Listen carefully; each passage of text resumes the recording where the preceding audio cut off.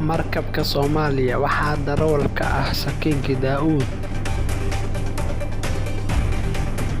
Dagaal badeedka ka dhexeeya Ruushka iyo Soomaaliya iyo Itoobiya oo soo biirtay dagaalka u dhexeeya Ruushka iyo Soomaaliya.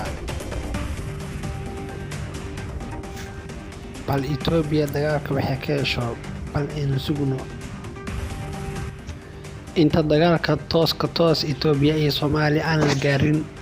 waxaa meeshan dagaal aad u xoogan ku dhex mari doona Ruushka iyo Soomaaliya. Ruushka oo isku dayaysa inay la wareegto xeebaha Soomaaliya oo si ay Mareykanka uga dagaalamto xeebaha,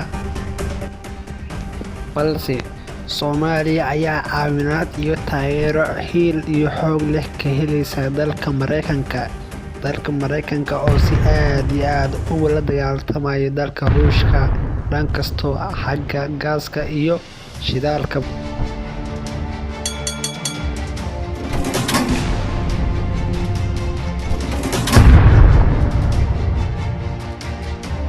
daawadayaal, dagaalka ayaa sii xoogeysanaya.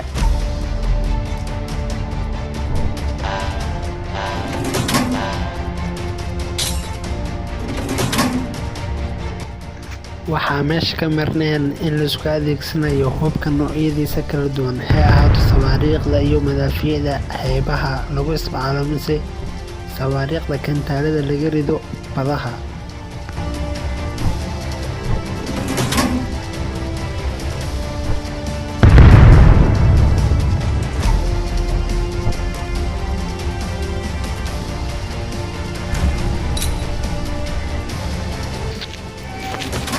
waxaad u maleysaa in Soomaaliya aysan khibrad u lahayn ku dagaalamka badaha iyo xeebaha.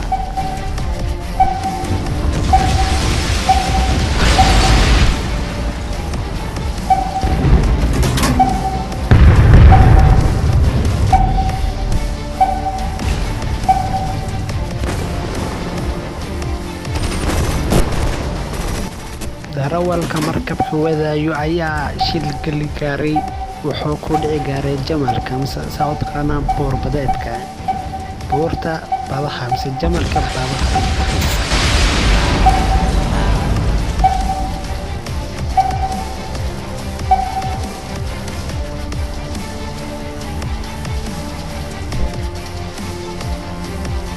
waxaad moodaa in kantaalka qofka ridayo oo markabka saaran inuusan khibrad u lahayn. waa sax, Soomaaliya khibrad uma lahan ku dagaalanka xeebaha iyo badaha, waayo Soomaaliya dalka Turkiga ayaa soo siiyay ships mise doomaha lagu dagaalamo mise maraakiibta dagaalka. waxaa la waayay qof Soomaali ah oo darawal ka noqda mise khibrad u leh ku dagaalanka maraakiibta, halka Soomaalida intooda badan ay jiraan dibadaha, khaasatan Mareykanka iyo Ingiriiska iyo wadamada Yurub, kuwaasoo aan u suurtagaleyn in wadankooda Soomaaliya ay ka saacidaan mise ay ka garabsiiyaan ku dagaalanka mise inay ardayda ay u baraan ku dagaalanka xeebaha iyo doomaha maraakiibta noocyadiisa kala duwan. mideeda kale, dagaalka waxaa ka marneen in la isku adeegsanayo diyaarado helicopters ah kuwaasoo duqeynaya maraakiibta Soomaaliya.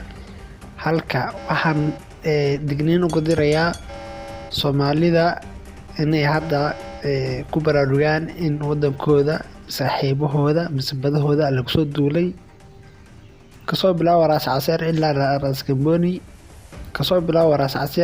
iyo Raas Kamboni xeebaha ku tiirsan Soomaaliya in la wareegay.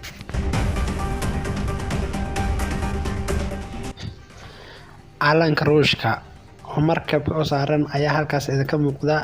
cidii taqaano calanka Ruushka, dadka dhahayo dagaalka waa boojo waa been.